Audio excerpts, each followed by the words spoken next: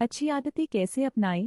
पुस्तक में ऑथर बताते हैं कि किसी भी आदत को बनने के 4 चरण होते हैं। पहला चरण, संकेत क्यू। हर आदत एक संकेतक से शुरू होती है। अगर आपको अच्छी बॉडी या हेल्थ बनानी है तो आपको बॉडी बिल्डर या अच्छी फिटनेस वाले लोगों के पोस्टर को अपने कमरे की दीवार पर लगा लेना चाहिए, जिससे आप एक्सरसाइज के लिए तैयार रहे। यदि आप हेल्दी रहना चाहते हैं तो आपको अपने खाने की टेबल और फ्रिज में फास्ट फूड न रखकर अच्छी चीजों को रखना होगा जो आपको हेल्दी रख सके। दूसरा चरण, ललक क्रेविंग। अगर आप किसी अच्छी आदत को अपनाने के लिए क्यों को समझ लेते हैं तो फिर वह आपकी आदत बन जाती है। आप में सिगरेट पीने की ललक नहीं होती है, बल्कि उससे जो राहत मिलती है उसकी इच्छा आपको होती है। दांत साफ करने से आप प्रेरित नहीं होते, बल्कि मुंह साफ होने के एहसास से प्रेरित होते हैं। तीसरा चरण, प्रतिसाद रिस्पॉन्स। तीसरा चरण है प्रतिसाद। प्रतिसाद ही वास्तविक आदत होती है। अगर आप कोई आदत विकसित करना चाहते हैं तो शुरुआत में अपने आप को बड़े टारगेट न दें, क्योंकि ऐसा करने से आप उस आदत को जल्दी ही छोड़ देंगे। मान लीजिए आपको एक्सरसाइज शुरू करना है तो आप शुरुआत में 1 घंटा न देकर 10 मिनट का समय निर्धारित करें। वहीं अगर आपको बुक पढ़ने की आदत विकसित करनी है तो यह तय न करें कि आज से रोज 1 घंटा किताब पढ़ूंगा, बल्कि यह तय करें कि आज से रोज एक पेज बुक पढ़ूंगा। क्योंकि अगर आप किसी आदत को विकसित करना चाहते हैं तो शुरू में आपको इसकी छोटी शुरुआत करनी होगी। फिर धीरे धीरे आप इस समय को बढ़ा सकते हैं। चौथा चरण, पुरस्कार रिवॉर्ड। प्रतिसाद ही आपको पुरस्कार देता है। हर एक आदत का अंतिम लक्ष्य पुरस्कार पाना ही होता है। जैसे आप रोज एक पेज बुक पढ़ने की आदत डालते हैं तो इस आदत को डालने का जो मुख्य उद्देश्य होता है वह यह है कि आप अधिक नॉलेज प्राप्त करेंगे और नई चीजें सीखेंगे।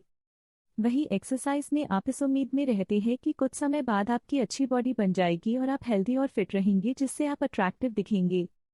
4, नई आदत शुरू करने का श्रेष्ठ तरीका। ऑथर बताते हैं कि बहुत से लोग यह तो तय कर लेते हैं कि वे कल से एक्सरसाइज करेंगे या कोई बुक पढ़ेंगे या पढ़ाई करेंगे, लेकिन वे ऐसा नहीं कर पाते हैं क्योंकि उन्होंने यह तय नहीं किया है कि वे एक्सरसाइज कब और क्यों करना चाहते हैं।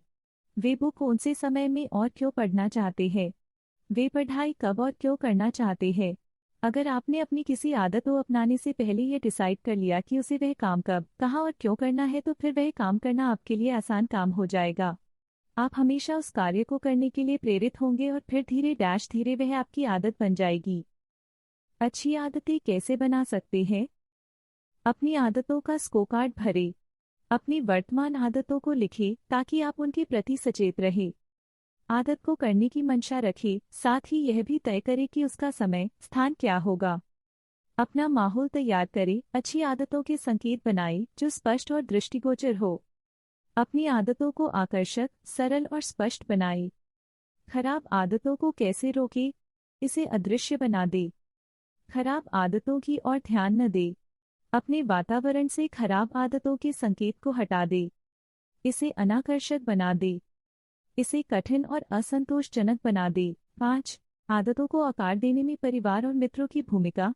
कहते हैं कि अगर हम 5 लोगों के समूह में रहते हैं और उनमें से 4 लोग सफल हैं तो अगले सफल इंसान आप ही होंगे। ऐसा इसलिए होता है क्योंकि आदतों को आकार देने में हमारे परिवार, करीबी और मित्रों की अहम भूमिका होती है। एक अध्ययन में पाया गया है कि 11 या 12 साल की उम्र में यदि आपके सबसे अच्छे दोस्त का आईक्यू ऊंचा है तो बुद्धि के प्राकृतिक स्तरों को नियंत्रित करने के बाद आपका आईक्यू भी 15 साल की उम्र में उतना ही होगा। क्योंकि हम अपने आसपास के लोगों के गुणों और प्रथाओं को आत्मसात कर लेते हैं।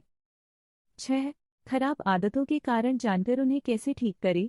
हमारी दैनिक दिनचर्या में ऐसी कई आदतें हैं जो हमें खराब या बोझ लगती है, जबकि हमें उन्हें करना जरूरी होता है।